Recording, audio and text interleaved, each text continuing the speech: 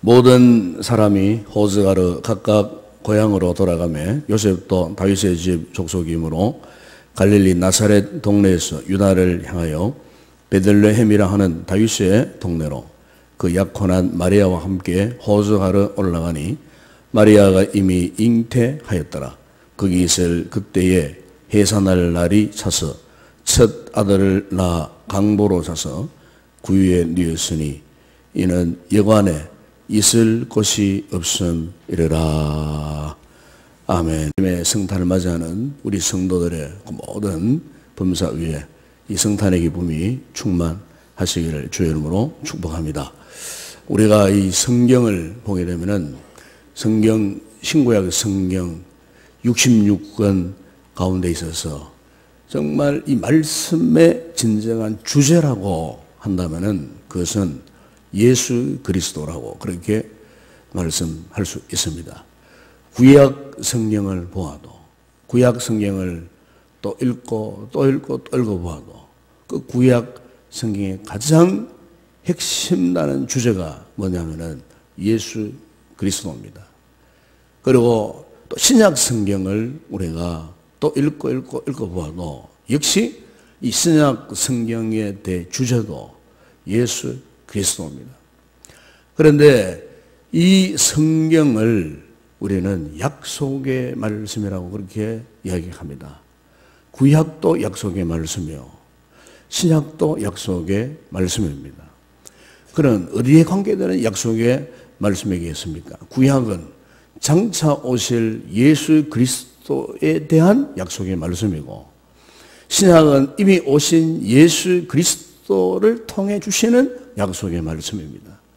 그래서 우리가 이 성경은 이렇게 예수 그리스도에 대한 약속들로 가득 차 있습니다. 그리고 우리가 성경 곳곳에서 보게 되면은 이제 구체적으로 예수 그리스도가 오실 것을 이미 예언한 구체적인 말씀들이 있습니다. 우리가 창세기 3장 15절에 보시면은 거기에 이런 말씀이 있습니다. 내가 너로 여자와 원수가 되게 하고 내 후손은 여자의 후손과 원수가 되게 하나니, 그리고 그 여자의 후손은 네 머리를 상하게 할 것이요. 이런 말씀들이 있습니다. 이건 역시도 이미 창세기에서부터 장차 오실 예수 그리스도의 탄생을 이미 예언을 하고 있었다는 것입니다. 우리가 구약성경 이사야서 7장 14절에 보게 되면 거기에 이런 말씀이 있습니다. 그러므로 주께서 친히 징조로 너희에게 주실 것이라. 보라, 처녀가 잉태하여 아들을 낳을 것이요 그 이름을 임마누엘이라 하리라. 하나님께서 예수 그리스도의 탄생 800년 전에 선지자 이사야에게 주신 말씀이 바로 이 말씀입니다. 바로 이 말씀이 신약 성경에서 동일하게 이렇게 인용되어지는 것을 볼 수가 있습니다. 이미 800년 전에 처녀가 잉태하여, 그 처녀가 누굽니까? 바로 마리아를 말한 거죠. 마리아, 동정녀 마리아를 통하여서 장차 예수 그리스도가 이 땅에 태어날 것이라는 사실을 말씀을 해 주시고 있었다는 것입니다. 이미 예수님이 탄생하시기 전 그 시대에, 오늘 본문 배경으로 돌아가면은 오늘 이 본문 이 시대에, 이 동시대에 살던 이스라엘 백성들에게 있어서 참으로 하나같이 갖고 있었던 그들의 사상이 뭐냐면은 메시아 대망 사상입니다. 메시아. 그들의 삶의 환경이 힘들고 어렵고 로마 제국의 통치를 받고 식민지에서 억압된 삶을 살아갔을 때에 그들은 한결같이 누구를 기다리냐면은 바로 메시아를 기다렸습니다. 그러니까 그들을 구원해 주실 구원자를 그들이 기다리고 있었다는 것입니다. 바로 그들의 그 같은 대망 사상 속에 바로 예수 그리스도가 탄생을 하시게 되었다는 것입니다. 그런데 안타까운 것은 그들이 그토록 기다렸던 메시아가 진작 그들 곁에 임하셨을 때에, 그런데 그들은 그 어느 누구도 아기 예수가 메시아인 것을 알아보지 못했다는 것입니다. 단 예수님을 알아보았던 자들이 있었습니다. 그들이 누구냐면은 누가복음 2장 8절 이하에 보게 되면은 한밤중 들판에서 양을 치는 목자들, 이 목자들은 그 당시에 천민 계급 가운데 한 부류입니다. 가장 가난하고 가장 인정받지 못하고 가장 소외되었던 사람들. 그런데 이 목자들은요, 아기 예수의 탄생을 알게 되었어요. 그리고 또한 부류는 마태복음 2장에 보시면은 이방의 동방박사들은 알았습니다. 별을 관찰하고 점성술을 갖고 있었던 이 동방박사들은 아기 예수의 탄생을 알게 되었어요. 그래서 수천리길을 그들이 와서 아기 예수께 기쁨의 예물을 드리고 경배했던 것을 우리가 볼 수가 있습니다. 그러나 그 시대에 절대 다수의 사람들은 그들이 학수고대하던 메시아가 진짜 그들 곁에 오셨지만은 그들은 환영도 못하고 축하도 못하고 그들을 영접하지도 못했던 그 같은 모습을 우리가 볼 수가 있습니다. 특히 오늘 여러분 이 본문에 보시면은 당시 로마의 가이사 아구스도 황제가 모든 로마 식민지 국가들에게 인구조사를 이제 내리도록 했습니다. 왜 인구조사를 했느냐면 인구조사를 정확하게 파악해서 더 많은 세금을 거두어 드리기 위해서 정책적으로 식민지 모든 국가들에게 호적 명령을 내렸습니다. 그래서 요셉이가 약혼한 상태에서 마리아를 데리고 이제 고향 땅 갈릴리 나사렛 베들레헴을 찾아갔던 것입니다. 그런데 수많은 사람들이 이렇게 호적을 하려고 하기 위해서 수많은 인파가 몰려왔습니다. 그때 하나님의 예언을 따라서 마리아가 곧 이제 출산할 급박한 그런 상황이었습니다. 그래서 어디 유수갈 처소가 없었어요. 그래서 결국 어디로 갔느냐 하면은 오늘 보면 7절에 보면은 그 아들을 낳아 강보로 사서 구유에 뉘었어요. 여기 구유는 결국 짐승을 키우는 짐승우리를 말하는 겁니다. 짐승우리에 짐승들이 먹는 밥통을 말하는 거죠. 그러니까 이걸 보게 되면은 예수님이 출생하시기 위해서 가신 그곳이 어디냐면은 짐승들이 살고 있는 마구간, 흔히 우리가 마구간이라고 그러죠. 짐승들이 살고 있는 우리로 가신 거예요. 그분을 편안하게 누일 만한 장소가 없었던 거예요.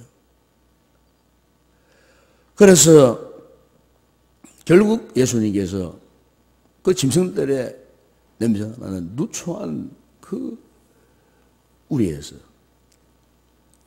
탄생하시고 그것도 어디 누일 것이 없어서 짐승들이 먹는 그 밥통에 구유에 그분을 누이셨다고 그렇게 말씀을 하고 있습니다. 우리가 이 본문을 이렇게 생각해 보면 이런 생각을 할 수가 있습니다. 우리 주님의 첫 번째 성탄, 이 성탄절은 참 우리 인간이 그냥 기쁘고 즐거운 날만 아닌 것 같아요.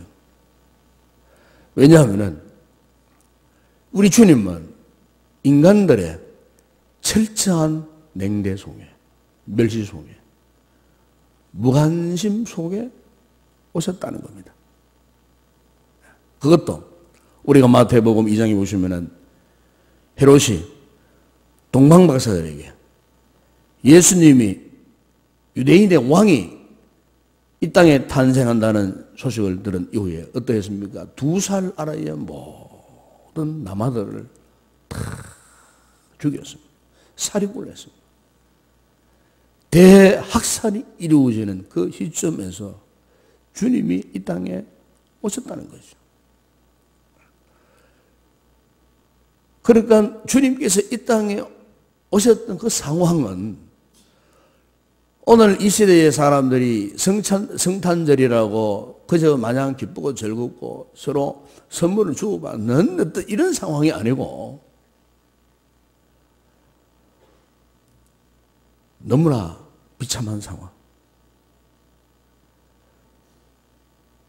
아들을 잃어버린 부모들의 탄식과 부르짖음의 소리가 밤하늘의 창옥을 가르는 그런 탄식의 밤, 절망스러운 밤.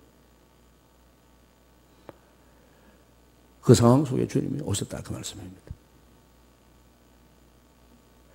여러분, 우리 주님이 탄생하시던 이 성탄의 아침뿐만 아니고요, 주님이 성장해 가시는 과정이나 우리 예수님의 공생의 3년 동안의 기간이나 그분이 이 땅에 계셔서 33년 동안 계셨던 그 모든 그분의 인생, 그분의 육신적인 이 삶의 모든 과정을 보게 되면 주님을 그렇게 환영하는 분위기가 아니었다고 말씀입니다. 철저한 냉대와 멸시와 천대와 거부와 불신과 그리고 마지막에는 결국 예수님을 십자가에 못 박아 죽여버리는 이 인간들의 자락무동한 그 같은 상황 속에서 그분이 33년의 생을 이 땅에서 누리셨다는 거죠. 그럼 여러분, 왜 예수님께서 이 같은 초라한 모습으로 오셨고 이렇게 그분이 33년 동안 인간들에게 멸시와 천대를 받으시면서 생을 사세만 했는가? 성경은 이렇게 말씀합니다. 하나님이 세상을 이처럼 사랑하사 독생자를 주셨으니. 그렇습니다. 하나님이 세상을 이처럼 사랑하사. 여기의 세상은 오늘 우리 한 사람 한 사람을 다 포함하는 말씀인 것입니다. 하나님이 오늘 나를 이처럼 사랑하사. 아멘. 나를 이처럼 사랑하사. 독생자 예수 그리스도 그분을 이 땅에 보내주셨다는 사실입니다. 우리 하나님은 사람들의 멸시와 천대, 거부, 불신 다 알고 계셨습니다. 그 아들을 보내면은 주인의 아들을 잡아서 비박하고 박해하고 그리고 마지막에 십자가에 못 박아 죽일 것을 우리 하나님 아버지께서 알고 계셨습니다. 그럼에도 불구하고 예수 그리스도, 독자 예수 그리스도를 이 땅에 보내주셨습니다. 우리는 성탄절이 오면 기쁘고 즐거운 날이라고 생각하지만 우리 엄밀히 생각해 보면요, 이 성탄절은 하나님 아버지의 슬픔의 날일 수가 있습니다. 왜? 그 독자 아들을 이 땅에 보내시면서 그 아들이 당할 고초를 알고 계셨던 그 아버지의 심정, 부모의 심정. 흔히 우리가 그렇잖아요. 귀한 아들을 키워서 군대를 보냅니다. 며칠 전에 어떤 뉴스에도 어떤 보충대에 아들들을 군대에 보내는데 아들이 뒤로 돌아서 가지고 그 부대를 향하여 가는 모습을 보고는 그게 아버지도 울고 엄마도 울고 바로 그게 부모 심정 아니겠습니까, 여러분? 우리 하나님 아버지께서 하늘에 영광스러운 보좌에 계셨던 그 예수 그리스도 그 아들을 이 땅에 내려보내실 때에 그 아버지의, 하나님 아버지의 심정이 어떠했겠습니까? 절대로 그 심정은 기쁜 마음이 아니었을 겁니다. 우리 육신의 부모님들의 그 비통한 심정과 똑같은 모습이 아니었겠나? 저는 그렇게 생각합니다. 왜 하나님께서 이 같은 희생과 대가를 치르면서도 그 아들을 이 땅에 보내지 아니하면 안 되었었는가? 바로 그것은 허물과 죄로 죽어야 마땅했던 우리들을 이처럼 사랑하사 우리를 너무너무 사랑하시기 때문에. 그래서 바울은 고백했습니다. 하나님의 사랑이 우리를 강권하시는도다. 그랬습니다. 하나님의 사랑, 그 강력한 하나님의 사랑, 그 누구도 거부할 수 없는 하나님의 강력한 사랑, 우리 인생 하나하나 이 세상을 향한 하나님의 뜨겁고 열렬했던 그 하나님의 사랑, 이 세상을 구원하고 죄악 가운데 있는 생명들을, 인간들을 속량하시려고 하시는 하나님의 그 뜨거운 사랑, 그 사랑 때문에 우리 하나님 아버지께서 그 귀한 독생자 예수 그리스도를 이 땅에 보내주셨는 줄로 믿습니다. 여러분, 오늘 우리에게 있어서 돌아보면은 참 하나님 앞에 부끄러운 부분들이 참 너무나 많이 있었던 것 같습니다. 우리 하나님 앞에 얼마나 놀라운 은혜를 입었습니까? 그런데 은혜를 욕되게 하며 살아갔을 때가 너무 많았던 것 같습니다. 우리가 하나님의 그 사랑에 대해서 너무 쉽게 생각했던 것 같습니다. 또 우리가 하나님의 용서하심에 대해서도 너무 쉽게 생각했던 것 같습니다. 우리가 이 아침에 아기 예수의 탄생을 통해서 다시 한번 우리의 신앙을 한번 돌아보았으면 좋겠습니다. 오늘 본문의 상황으로 돌아가면은 왜 그 당시에 수많은 사람들이 이 예수 그리스도, 그들이 그토록 학수고대했던 메시아가 오셨지만은 그들은 예수님을 알아보지 못했습니까? 그것은 그들에게 영적인 눈이 다 감겨진 상태였습니다.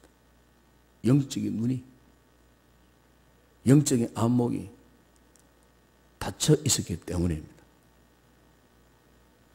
이 같은 현상은 오늘 우리에게도 있을 수 있습니다.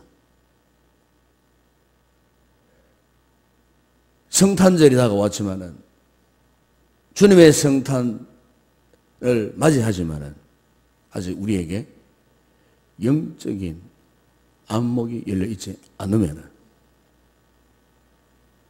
예수 탄생의 진정한 의미를 모른다고 말이죠. 예수 그리스도가 과연 내 생에 있어서 어떤 의미가 되는 분이신가?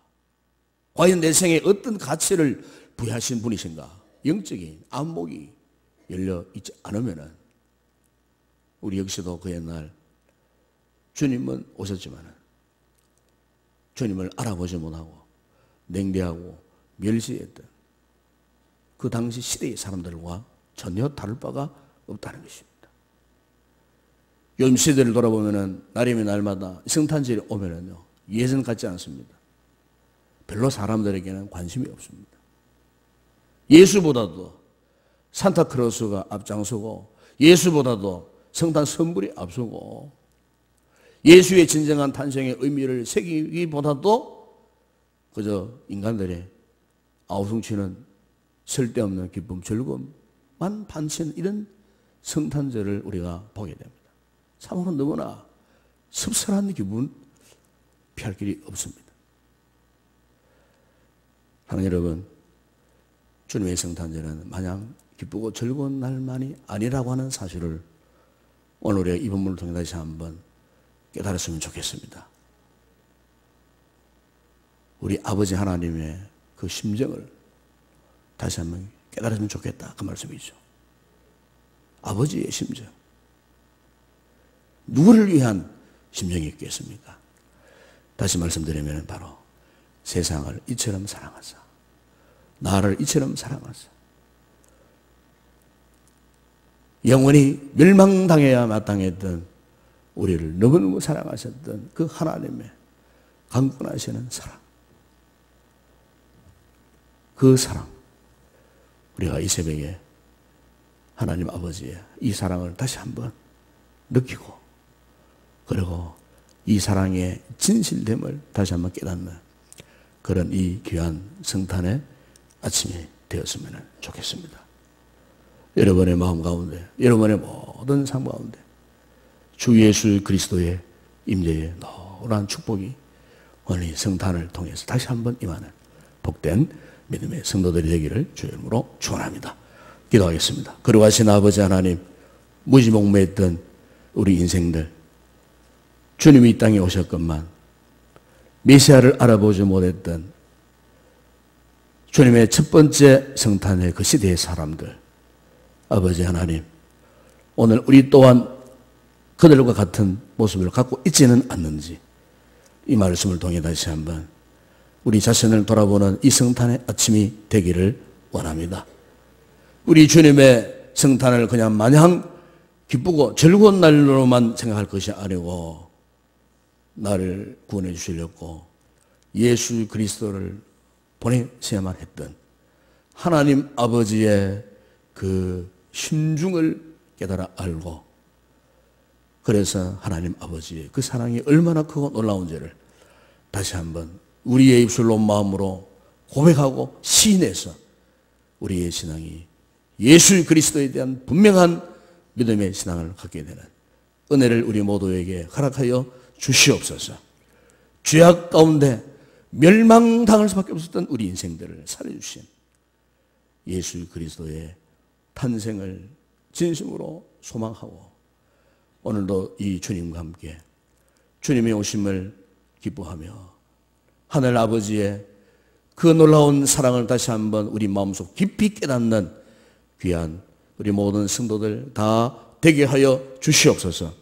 오늘 낮에 있을 성탄 축하 예배 가운데도 이 같은 은혜를 우리에게 허락하여 주시옵소서. 아버지 하나님, 죄악으로 억압된 모든 인생들에게 해방과 자유가 선포되는 귀한 이 성탄절이 되게 하여 주시옵소서. 예수님의 이름으로 기도드리옵나이다. 아멘.